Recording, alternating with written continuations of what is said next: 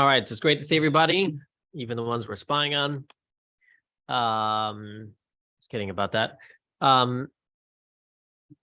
In the first week, well, let's back up. What is the purpose of the Tanya? As we've said, it's going to teach us how to serve God through the internal workings of ourself. In other words, as opposed to just saying, we're going to serve God through the actions, here are the things you should do, here are the things you shouldn't do, go ahead and do it. Discipline. We work through our emotions. And as we'll learn, the key to emotions is through your mind.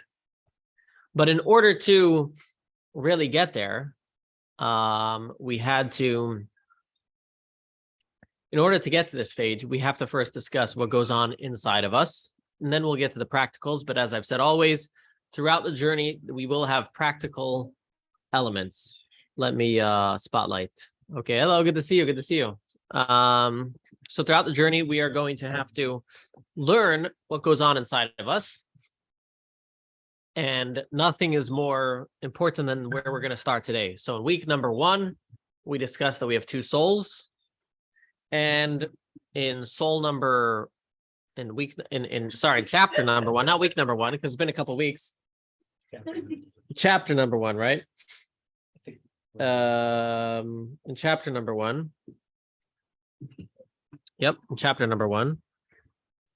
In chapter number 1, we discussed the godly and the animal soul, but mostly the animal soul.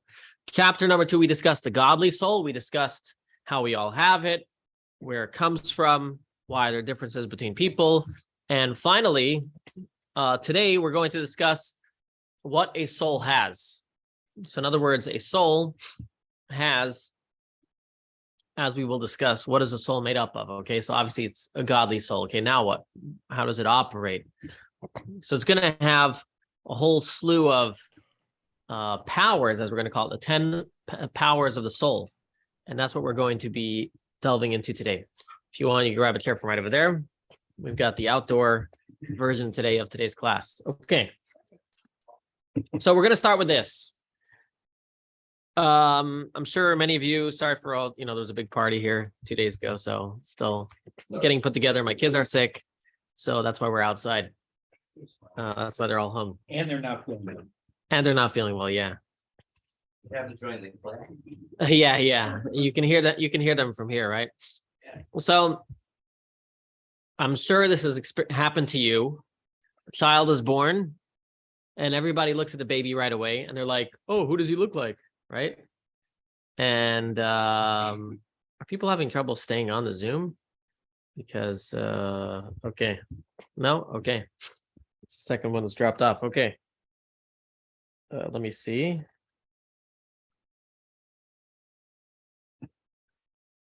Okay, I'm not sure. Think your Wi-Fi out here?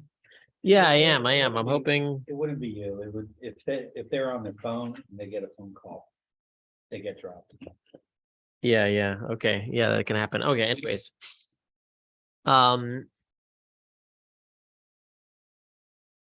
Baby is born. Everybody looks at the baby. This happens all the time. They look at the kid and they're like, who does he look like? Right? Oh, I think he has the nose of the grandmother, the ear of the uncle, and the feet of the aunt. Right? It's usually how it goes. Right. How about us? Who do we look like? Human beings in general. Anybody knows the answer, right? Right. So every child, we look at the child and we say, does he look like, grandma, grandpa? Who do we all look like as a whole? More specifically, our ancestors. Who is our ancestors? Well, before that, well, I should say after that. That's right. We are all from Adam and Eve, right? Yeah. And Adam and Eve, what does the Torah say about them? They were created in God's likeness. They were created in the form of God. And so by extension, we are created in the form of God. Did you ever wonder what that means? What does it mean to you that we're created in the form of God? I'm pretty sure we don't look like God. Right. Why? So why don't we look like God? I don't know. I imagine that's a little taller than me. I thought he's the big guy in the sky, right? So we can't look too far off. No, seriously, why can't we, when we say we were created in the likeness of God or the image of God, why can't we say, what's the problem? We don't say we look like God. We're made created in His the image of God. So what does that mean? Image, yeah. Are we at all, are we at all godlike? And if yes, in what way? Well, we, So you're saying it's referring to the soul. The soul is godlike, okay. Okay, so you're saying our soul is godlike. Yeah. How? Because it is a piece of God, okay. Well, yeah, I mean, you can say that about everything, but yes, specifically. well, we Okay, perceive- Beth, what do you say? The goodness of God. We have the goodness of God, okay, good. We perceive them. We have the ability to perceive, yeah, but you can perceive things that you don't look like. Yeah, but a cow does not perceive God. Yes, but that's not related to how they look. I can perceive a cow, but I don't look like a cow, I don't know. We don't look like, right? I don't know if we look. We're just created in His image. Right. So the question is, when we say we're created in the image of God, right? Everybody reads in Genesis, right? God created man in His image. In the image of God, God created him. And similarly, another verse, let us make man in our image. So what does that mean? So you're saying the soul. The soul is the image of God by virtue of it being a piece of God. We have a spark of God within us. So the answer is yes. We have a soul of God within us. And if our soul is a piece of God, that means that it will mirror God. And so if we study God a little bit, then we can study a little bit about our soul. And so that's what we're going to do. Okay. Now, so what does it mean? How are we going to study God? Like, how tall God is, as we were saying, what color are his eyes? God obviously does not have a body. God does not have a form. If he had a form or a body, he would be automatically limited, right? Because anything that has a body or a form is limited. By virtue of, well, you start here, you end there, that means you're limited, right? So God obviously doesn't have a form, doesn't have a body. The Kabbalah explains that the form of God means that the build of our soul, our godly soul, and we'll also learn our animal soul as well, and we'll learn why our animal soul, is in the same build as the Sfirot. If you don't know what Sfirot are, don't worry, I'll explain to you in a moment. Okay, so again, our soul's build is similar to the build of the Sfirot, the supernal Sfirot, the godly Sfirot. And by virtue of our soul containing things that are similar to the Sfirot, we are created in the image of God. So what are Sfirot? Let's start with the translation of the word Sfirot. Sfirot means to shine. It's one of the meaning of the word Sfirot, shine, S-H-I-N-E, shine. God, whenever he gives to the world, is called shining. He shines his light upon us, right? We say that, may his countenance shine upon you. Why the obsession with the word shine and light whenever we talk about God? There's a lot of explanations why specifically that metaphor is used. But simply it means revelation, giving. So it's light, shining. God is hidden to us. Okay. And by virtue of God shining his light, we can connect with him. He gives us of himself. He reveals of himself to us. And God has 10 manners of revelation in this world. So, for example, I may be a closed book to you. Okay, we may have never met before, right? You may not know much about me. However, if I come to you and I hit you over the head, you think, well, this is an angry type of person. I've revealed myself to you in an angry way. Or if I come over to you randomly and I give you a $2 bill, you're like, wow, this is a very kind person. Okay. Now, even though any of those references may not be true, maybe I hit you over the head because I thought you were a robber that stole my wallet. Or maybe I gave you $2 because I confused you with my cousin. Okay. But nevertheless, we relate to that person by how they've revealed themselves to us. Okay. So similarly, God has 10 ways in which he reveals himself to the world. Is he limited by those 10? No, but he has chosen 10 different ways to reveal of himself to the world. They are called the 10 sfirot, 10 emanations or 10 shinings. Okay, so again, God himself is obviously hidden. God can reveal himself to the world in unlimited ways. However, God has chosen to limit himself to reveal himself to us in 10 different ways. And those are called the 10 sfirot. So far, so good? All right. Now, let me take a look in that. Okay. So those are called the 10 sfirot. Corresponding, well, actually, and then let me, before I move on to how that deals with us, of these 10 sfirot, these 10 manners in which God connects and shines himself to the world, we can split it up into two categories. There's the first three, and there are the last 7. The first 3 are generally made up of wisdom and knowledge. They are called the 3 mothers. Okay, we'll read that in the Tanya itself in a moment. And then there are 7, which are called the 7 doubles. Okay. So the 3 mothers are, so to speak, intellectual. Just as intellect, our mind gives birth to our emotions. If you don't know about chocolate cake, you will not desire chocolate cake, right? Right. You have to have a point of reference, right? Sometimes I asked someone, they were coming from a foreign country. I say, what's the best food you have there? So they told me the name of a food. I still don't desire it because I have no idea what that food is. Until you start describing it to me, comparing to me to other objects that I know, I'm not drawn towards it, right? There's no emotion without the intellect. Intellect is the mother of emotion. Okay, so that's why intellect is called the mothers. And then the attributes, as we'll see, will be called doubles, but you don't have to worry about that. So let me first show you an example of the 3 levels of intellect. So if you pray the Amida every single day, which hopefully you do, but even if you don't, that's okay. I'm going to show you a text over here. We're going to upload it. And I'm going to pass it around. It's in the, it'll be here in the second paragraph.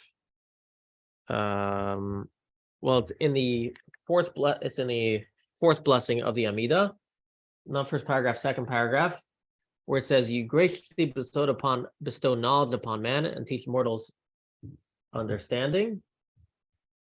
Graciously bestow upon okay, then it says, "Graciously bestow upon us of your wisdom, understanding, and knowledge." So that's the part in the second paragraph here. Let me show you in the let me show you online, which shows us the differentiation of the 3 levels of knowledge.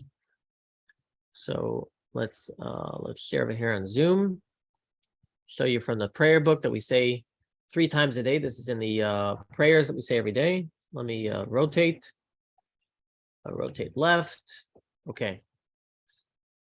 So this is one of our prayers where we ask God for wisdom. When we say this, "You graciously bestow knowledge upon man and teach mortals understanding." Then it says like this: "Graciously bestow upon us from your wisdom, understanding, and knowledge." So again, we're saying bestow upon us from your, referring to God. And what we differentiate within God, we say God's wisdom, understanding, and knowledge. So now we understand that in intellect, God has these 3 levels of intellect. Judaism is not just the thesaurus and into saying synonyms. Okay, we say God has wisdom, understanding, and knowledge. Okay, so the first 3 sfirot of God are going to be wisdom, understanding, and knowledge. Okay, so that is an example of where we see the 3 levels. What are wisdom, knowledge, and understanding? In Hebrew, they are actually called chokhmah, bina, and dat. Chokhmah, wisdom; bina, understanding; dat, knowledge. What's the differentiation between them? We will discover as we study the Tanya. I also want to point out that the name Chabad, as you may know, is an acronym for Chokhmah, Bina, Dat, wisdom, understanding, and knowledge. So the name Chabad comes from these 3 intellectual powers. Why? As you may be getting an idea from the Tanya, the whole Tanya is about broadening your knowledge to affect your emotions, which ultimately affect your actions. So Chokhmah, Bina, and Dat. Okay, now let's talk about, so we have 3, but there's still 7 more. The last 7 are the powers of emotion, at least within us. or what we call by God possibly attributes. I know there's 13 attributes of mercy, but generally God has, if you want to say 13 attributes, attributes are kind of the way you deal with other people. My example earlier of, hitting you over the head or giving you a $2 bill, they're attributes. And where do we get 7 from? We have it every single morning when we pray a prayer from King David. King David, before he passed away, he gave a blessing to the people. And every morning we say this prayer. Oh, I should pass this around as well. Every morning we say a prayer where where King David is blessing God. And in this prayer, you may have never noticed it, but he mentions 7 attributes of God. Let me see if I can hold it up on the screen. Here it is. Okay, let me share. New share. Let's share. Okay, right in here. I'm going to pass this as well around over here if you're in person. It's on page 35 of the Siddur, in the Chabad Siddur, the prayer of King David. So it starts here, and King David blessed. Okay, I'm going to read it. David blessed the Lord in the presence of all the assembly, and David said, "Blessed are you, Lord, God of our father Israel, in the realms of the universe. Lord, yours is," and here we're going to say greatness. Number 1, power, glory, victory, majesty, for all in heaven and earth is yours. Lord, yours is kingship. Those are the 7. So again, greatness, which we'll learn is kindness, power, glory, victory, majesty, all in heaven, for all in heaven and earth is yours, and yours is kingship. Those are the 7 levels. So here you have it in the Siddur. Why am I showing you all this? Just so you know, when we have these discussions, you can see the source of where it's from. I'm not giving you an explanation yet, but hopefully you have more of an appreciation when you read these prayers, and you'll understand that this is not just, throwing out synonyms. God, you're great, you're glorified, you're wonderful, you're amazing. This is a general rule, by the way. In prayers, whenever there's repetition, it's very purposeful. There's a lot of meaning to the repetition of the specific words that they use. We should never think that, they just, needed to throw out a couple praises over here, a couple praises over there. There was a very specific intention of why they did that. But let me give a couple more examples of the 7, okay? How many days is in a week? 7. The Zohar says, why 7? Because of these 7 attributes. And what is the 7th one? The 7th one is kingship, and therefore on Shabbat, God's kingship is more present, more shining. But anyway, so it calls the 7 days of the week the 7 days of building, or 7 days of creation. And so each day shined a little bit more of God's attributes. Just to give you an example, what was created on the 2nd day of creation? Water. Wasn't the water separated? Water, yes. The water was separated, right? Which is an act of not as much kindness, more severity being brought in, where God had to separate. Obviously, there's a purpose in it. Again, whenever God does something that's, quote, it's not unkind, but it's not clear kindness, right? It's more pulling back. So there you have in the 2nd day is a representation. 1st day is giving. God creates heaven and earth. 2nd day, it says machloket, split in general. Arguments, division was created all on the 2nd day. That's from the power of givur, as we're going to discuss a little bit later. Severity, judgment, splitting. And so all the 7 days of creation correspond to these 7 attributes of God. All of this was to say that just as God has these 3 plus 7, we also have in us the 3 plus 7. Okay, what I told you in the text before the class, today we're going to discuss the 10 powers of the soul. Just as God reveals himself to the world through the Sfirot in 10 different ways, we are created in the image of God. We also have 10 powers of our soul with which we reveal ourselves to others. Okay, 10 powers of our soul. Sometimes we're also revealing to ourselves. But regardless, it's a revelation of our soul. Our soul is kind of, how do you tap into your soul, right? A soul is just like this ball of energy. what are the avenues with which the soul expresses itself? It's given these 10 avenues of expression. Okay. Okay. And just as in God, there was the division, so too in us, we have the division of intellect and emotion. We have intellect, and we will discuss the 3 powers of the intellect: wisdom, understanding, and knowledge. I think that's how they translate it. Everybody translates it differently. Doesn't make a difference, as we'll learn the meaning behind them. And then, of course, there's feelings. I want to go quickly through the 7 feelings. The 7 feelings are kindness and severity. Those are the most general levels of our emotions. All of our emotions kind of fall either in those 2 lines of kindness and severity, or a fusion of those 2. That's why if you ever see the picture of the Sefirot, it kind of looks like there's 2 columns and then there's a middle column. The middle column is a fusion of the 2 side columns. Everything falls into kindness or severity, or a fusion of the 2. That's why there's the 3 columns: kindness, severity. Now, severity, people get confused. People think severity is bad. Just to give you an example of how we describe severity. Kindness would be, let's say, water is kindness. Okay, God giving water to the world. Severity is God taking that water and splitting it into raindrops. Okay, severity doesn't necessarily mean bad, but it means holding back. Holding back can sometimes be a good thing. So instead of just causing a delusion in the world, too much kindness is also bad, right? We know in life, too much kindness, you give somebody too much, they start to look for handouts, right? Holding back is sometimes better. So this is where we should never get confused. We should not equate kindness and severity with good and bad.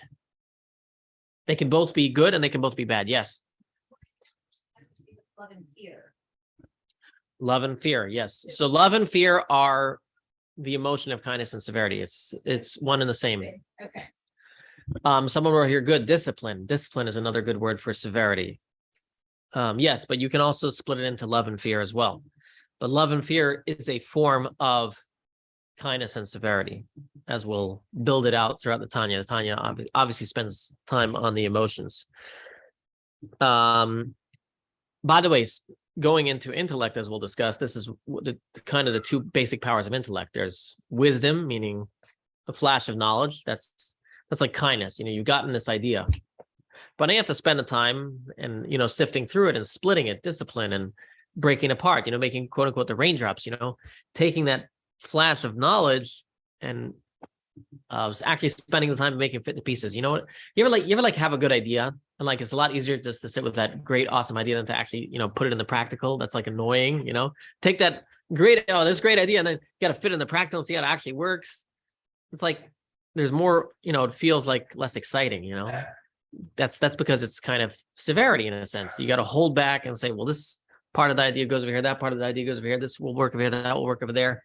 It's a discipline. It's not as fun. It's not as kind, it's not as great as that flash of idea. So that's wisdom, and so that's kindness and severity. Okay, then we have Tiferet, which is beauty. Beauty means you have a fusion of the 2. So you've synthesized the 2 sides. An example of these 2 elements is Abraham, Isaac, and Jacob. Abraham was kind. He was the epitome of kindness. It says, therefore, out of him came 2 sons. One was holy and one was not holy. Ishmael, when we read about him, he wasn't as much a murderer as much as he was a big lover. Love can also be a problem. Too much love, unbridled love. That's where, adultery and all those things come from.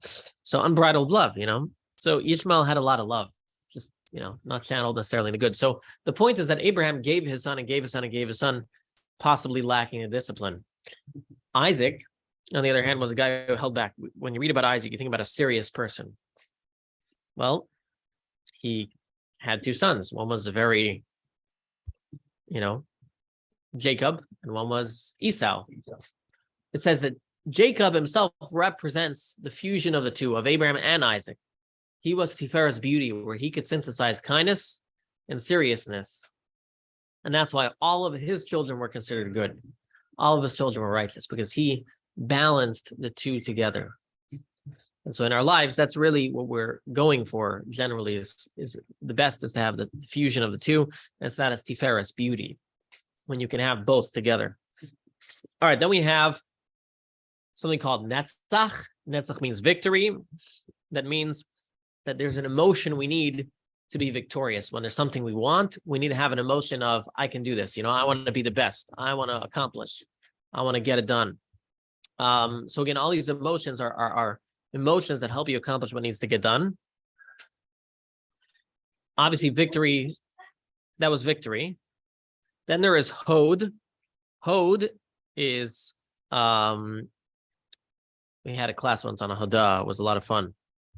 Hod is when you need in order to accomplish, you need to listen to others. You need to get a guide. Submission. Right? So if netzach is, I'm going to win, I'm going to be the victory. Hod is saying, wait a second. For me to be victorious, for me to accomplish, I need to maybe call an expert, work through my network. I need to have submission. And some people don't have it. Some people don't have that emotion. They don't have that emotion very well. But it's a very useful emotion, meaning submitting yourself, submission. Then we have, the grass people decided to come. Okay. Then we have Yesod. Hope they're not cutting my grass over here. Okay, that would be fun. Then we have Yesod. Yesod is connection with others. Oh, I see they are here. Okay. Yesod is connection with others. A people's person, if you want to say, a bond. Yesod literally means foundation. That's what it literally means. So Yesod in this sense means a real bond with other people, not just talking with them, but a true bond with other people. And the final one is, it looks like they're deciding to cut my grass now, so this is going to be fun. Okay, we'll see where this goes. And the final one is Malchus, kingship. And kingship means actually getting stuff done. Kingship means you're actually, just like a king should be running his country. Kingship means you're actually finally running the country as it should be done. All right, so those are the 7 powers of the soul. So now let's take a look. Let's take a look at the text inside. All right, of course. Can they hear okay? What? Can they? It will, yeah. We'll see where it goes. Huh? Yeah. Okay, no worries. You know where it is? No. You go straight that way, and there's a hallway over there. Okay. Let's take a look at the beginning of chapter 3. Okay.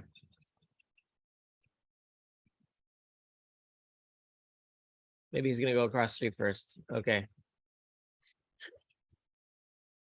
All right. So I think I've given you an introduction. In the introduction, we've discussed how your soul is godlike. Godlike meaning it's made up of 10 powers. And these 10 powers are 3 intellectual and 7 emotional. And so now we're going to read the text inside. It's on chapter 3, page 55. All right, so we're going to read first over here. In chapter 2, you're introduced to your divine soul, which is literally a piece of God above. Your divine soul enables you to think about God and develop feelings for him. In this chapter, we will delve more into the structure of your divine soul and learn how it processes ideas and generates feelings. Okay, so let's read. Now, each of these 3 facets, levels of your soul, nefesh, body intelligence, ruach, emotional intelligence, neshama, self-conscious intelligence, and seriously, don't get lost in the names of souls. It's a discussion for later. But again, so the point is, your soul, let's just not get confused with 3 levels of your soul for now, unless you want to, but your soul, let's just summarize like that. Your soul contains 10 powers mirroring the 10 heavenly sphirot, divine energies from which they originate. Okay, so again, your soul contains 10 powers, which correspond to the 10 divine energies which we have discussed. So now let's read what he writes here. In Kabbalah, God is described as an unknowable, infinite light from which a mere glimmer reaches the rest of the universe. While the infinite light defies mortal imagination, Kabbalah does introduce various symbols to depict how the glimmer of light is transmuted on its journey to this world. The core symbolism which we find reflected at virtually every level is a system of 10 energies or potencies referred to by the Sefer Yetzirah as Sfirot. The term has no single definitive translation and implies a wide-ranging themes. And I use the translation today of light. He gives other options where, light, as you see there, that's one of the options over here. Okay. The soul at all of its levels and facets is ultimately a reflection of the Sfirot. In the following section, Tanya examines how different elements of the psyche are molded by the various Sfirot. Always interesting. People always call me when I'm giving a class. Okay. They don't call me all day. So he says like this. In Sefer Yetzirah, the influence of the 10 Sfirot at the time of creation is split into two groups, which are the 3 mothers. I explained to you why mothers, because they give birth to the emotions, and the 7 doubles. He's going to explain the doubles for you in a moment. Sefer Yetzirah discusses the mystical secret of how the world was created through the means of Hebrew letters. And it classifies the letters into various groups, right? We know God created the world through speech. God spoke in Hebrew. So the world was created through Hebrew letters. The 3 mothers are the letters Aleph, Mem, and Shin, the beginning, middle, and final ultimate letters of the Hebrew alphabet. They encompass the entire alphabet and symbolize the ultimate root of everything in God. The last letter, Tuf, was not used as it is a double. Okay. The 7 doubles are the letter Beis, Gimel, Daled, Kaf, Pei, Resh, and Tuf. It's amazing. These letters have a double identity since they can be pronounced soft or hard through the addition of a dagesh mark, the small dot in the middle of the letter. For example, the letter bet with a dagesh is pronounced as a hard bet, whereas the vet without a dagesh is pronounced as a softer vase, right? Certain letters in Hebrew with a dot or without a dot make a different sound. Base or base. Base or vase. There's actually 7 of them. Some of them are more pronounced than others. Some of them we don't actually pronounce. It makes a difference in other parts of Hebrew grammar. It doesn't really make a difference. The point is there are 7 letters in Hebrew which have a dot in them, can have a dot in them. For those who are interested, they go by the acronym called Beged Kefes, Beit Gimel Daled, Kuf Pei Resh and Tuf. Okay. The double identity of these letters is symbolic of the 2 ways God relates externally to his creation. Draw close with kindness, to be soft, or push away with judgment, to be hard. Before the world was created, this dilemma did not exist, but once there's a world, God is constantly faced with the decision, be soft or be hard. That's what we were discussing a moment ago, this push and pull, these 2 ways of interacting. So that's why emotions are called double, because they generally have these 2 sides of interaction, and you can split them up deeper from there, but they have these 2 sides of interaction. Double, therefore, represents the way God deals practically with the created world outside of him. So to speak, mothers represent the internal mind of God. The distinction between mothers and doubles helps us understand that there are 2 types of Sfirot. Okay. So now he's going to go into what are the first 3 that we discussed, the intellectual. This seems Chachma. He calls it inquiry. We called it wisdom. Bina, cognition. We called it understanding. And let's see, Das, recognition, or we called knowledge. Either way, whichever translation you want to go with. It's not so important right now. The first 3 of the 10 Sfirot correspond to the mothers of the internal mind of God. The last of the 10 Sfirot are alluded to by the 7 days of creation because they are God's tools to deal with the external world. They're the Sfirot of Chesed, giving, Gevura, restraint. That's a good word. I use severity. Tiferet, harmony, which harmonizes Chesed and Gevura. The remaining 4 Sfirot continue along this theme. And just as God has 2 Sfirot, serving as the inner self and external world, similarly, the human soul is divided into 2, intellect serving the self and emotions relating to others. That's an important line. Your intellect mostly serves yourself. Your emotion serves and connects you with other people. Right? Your emotion is the way you connect with others. That's what others can see what's going on inside of you. If you're very, what they call an objective thinker, which doesn't really exist that much, but if you were a real objective thinker, nobody would see on you, right? You'd have a poker face, right? Nobody would see on you what you're thinking. So nobody would have any inkling of what's going on inside of you. So your intellect could remain totally within you, totally objective. Emotional automatically means there's something that people can be clued into, whether it's facial expression, whether it's, the way you're interacting with them. Emotion is much harder to hide. And even when you hide emotion is really about other people, typically. you can have emotions about yourself. Emotions that are also much more affected by other people. Intellect, not as much. Your emotion, why do people feel sad about themselves? Well, part of it is comparing themselves to others and what goes on in other people's lives. So emotion, though, is generally a more connecting experience than intellect. So it feels like this, right? You ever met people who are, great, knowledgeable people, smart people, but you don't feel, connected because, they've got the wisdom, but their emotions are kind of standoffish. They're not very emotional people, possibly. They live in the brain world. They're not. So you'd love to hear their class, you'd love to hear their wisdom, but you're never really going to be friends. So he says like this. The human intellect, like divine, contains chachma, inquiry, bina, cognition, das, recognition, the emotions which are love of God, trepidation, reverence of him, venerating him, etc. You only want something after you understand why it is good. You only fear something after you understand why it's a danger, right? That's why kids are not afraid of fire. They don't appreciate that it's scary. So the Tanya now explains the relationship between intellect and emotion is somewhat like a mother that gives birth to a child. And this is really one of the most foundational and important parts of Tanya that we're discussing here. That intellect gives birth to emotions. Because as we'll learn, emotions will help you in your actions. It's really a chain reaction. Your intellect gives birth to your emotions. So let's read it here. Chachma, bina, and dat, these are your intellectual levels, are called mothers, the source of emotions, because emotions are the children of intellect. By the way, you see this today, people talk about, positive affirmations and, changing the way you think, right? They've realized that the way to change the way people act is by changing the way they think. I think it's more than thinking. I think it's changing the emotions. Well, You can think one thing, but well, that gives rise when you change the way you think, change the way you feel, but change the way you act. Yeah. Yep. So it says like here, most of Tanya's advice builds on this principle. So this is a really important line. If you think about God, you will come to feel and experience God. People want to know, why don't they feel God? Ask them, when's the last time you thought about God? I don't feel God. Well, how much are you thinking about him? Right? Well, I thought about him when I needed some money. I'm like, okay.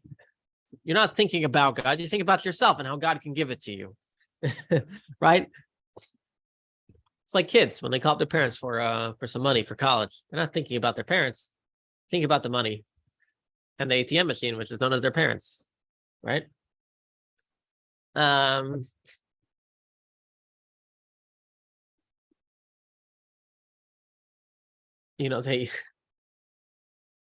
back in the days when they used to be collect calls. Yeah. Right. So you call up and you'd say your name, right, to see if the other person wants to accept. So they would, they said a joke, the college kid would call up their mother, father in college, and they call and collect, and they call the person and say, "What's your name?" Schick Geld. Schick Geld means send money in Yiddish. And then of course the parents would say, "No, not accepting the call." Anyways, all right. If you think about God, you will come to feel and experience God. This is why the meditative process to which we will be introduced in this chapter is so important. Meditation is so important. Meditation means concentrated time on thinking about God, right? Because when I tell you, think about God, like, okay, think about what about God? What do I know about God? Well, you got to study about God so you can think about him and meditate on him. It's hard to meditate about something you don't know about, right? If I were to ask you, meditate on the textile factory in India, you don't know anything about it. You're going to meditate on it. In a letter written in 1805, defending the teachings of the Tanya to one of his critics, Rabbi Shneur Zalman revealed that this emphasis on meditative work was not his innovation. In order for there to be reverence of God, there must be deep contemplation and meditation, as stated in Likutei Amarim. This is a quote from his letter. Everyone in the regions of Volohan, this is, I think, where he was, and the Ukraine, page 58, who has ever had a whiff of the teachings of the Baal Shem Tov and his disciples, knows the explanation of the Holy Zohar's teachings. that Bina, understanding, is the mother of the children. Psalms, Zohar, Pardes, Rimonim. The children are love and reverence of God, and they are born through meditation and deep contemplation on the greatness of God. Want to read that line again. They are born through meditation and deep contemplation on the greatness of God. Each person according to his ability. Just as it is impossible to give birth to a child without a mother, so too it is impossible to revere God without meditative work.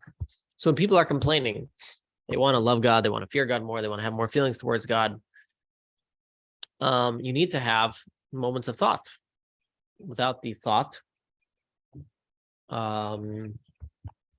you will not have the ability to contemplate and emote whatever it is that you want. Think about, well, you might say, look, let's say, right, parents love their child naturally, right? Even a parent that loves their child naturally, unless they actually take a moment and think about their child, the emotion of love will be hidden, right? So again, even a parent which loves their children so much, the feeling of emotion is not there unless you take at least a moment to think about the child. Now that's even a love that's like easy, okay? Now, imagine children and parents are more estranged, how much harder that is, although that can happen as well. We will actually get to later in the Tanya, we also have a hidden love within ourselves of God. So it'll discuss there's actually two paths of awakening within ourselves of love of God. One is, of course, trying to find the hidden love. One is creating a new love. Finding the hidden love is easier. Creating a new love might be deeper. Discussion for later in the Tanya, but just give you an example, right? Just as even a parent has to find their hidden love, it's hidden just because it's not active, right? You need to do something to activate it. And sometimes it's more active than others, right? When you let's say you spend, you always love your children. Well, maybe you're spending time looking at photos of your children, there he goes. All right, he finally came back. That'll create more moments of emotional connection, right? Similarly with God, it's not any different. That would be hard to meditate with that in the background. All right. Someone writes here, I see the Sefirot as 10 channels through which God reveals his will to us. That's correct. Well, God reveals himself in any different way. All right, we're getting gonna be hard to hear, sorry. But we're nearing the end of the class. He's just editing, so maybe it'll be done in a moment. I want to say like this. I want to add a thought over here. If you can still hear me. We've discussed this in our classes on prayer. Give me a moment. Give me a moment. We can hear you, Rabbi. Yeah, you can hear, right? Okay. Yeah, loud and clear. Oh, now I know you're doing a good job. In my classes on prayer, we've had this question: why are prayers so long? Why are the prayers so long? Does God need all the praise? Like, does he really need our praise? Like, is he that? Does he have that? Does he have that low self-esteem that he needs us to praise him? And my answer in those classes, and if you've been in them, you remember, but it's always good to refresh yourself because it ties into what we're talking about today, is the praises are not for him, they're for us. We have to, in fact, if you look clearly in the prayers, most of the prayer is actually not talking to God, it's talking about God. Only a small portion of the prayer service is talking directly to God. Most of it is talking about God. Okay?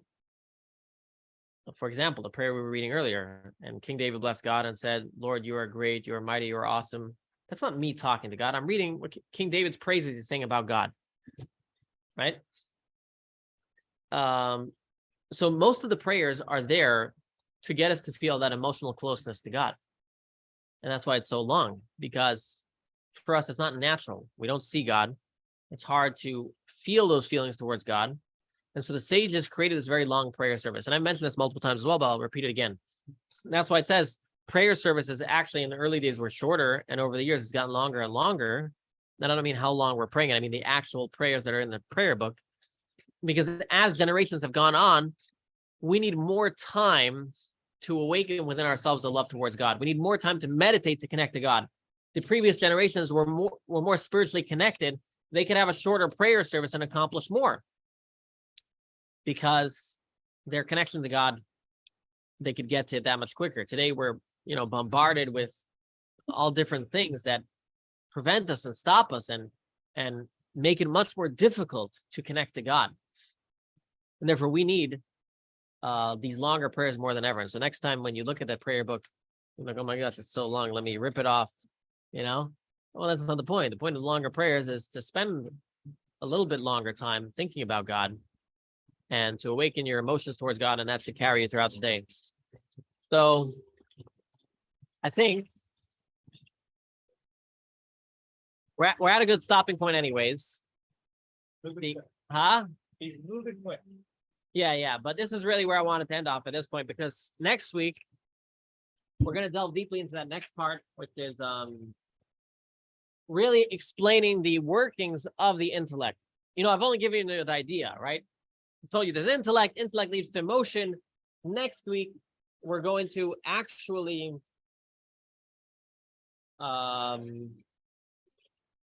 wait, where did I stop off? Did I read the end of section 2?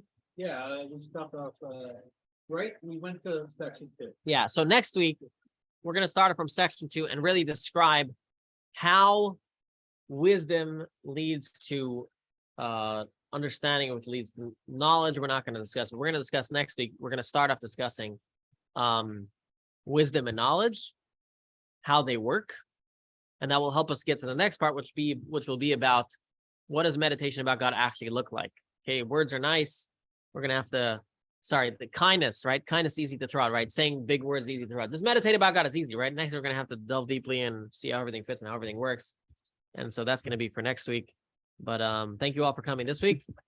And hopefully you walk away with the main thing. Thank you. Hopefully you walk away with the main lesson. Thank you. Main lesson today is walk away with the knowledge that if you want to feel love for God, you got to think about him. Right. Yes. And I'm looking forward to the manual next week about how to meditate with Hashem. The manual is very long. We're just going to get to one part of it. Thank you, Rabbi. Every day, something else. Thank you. It's a lifelong work. Thank you. Let me stop the recording. Anybody has any questions? Good. If not,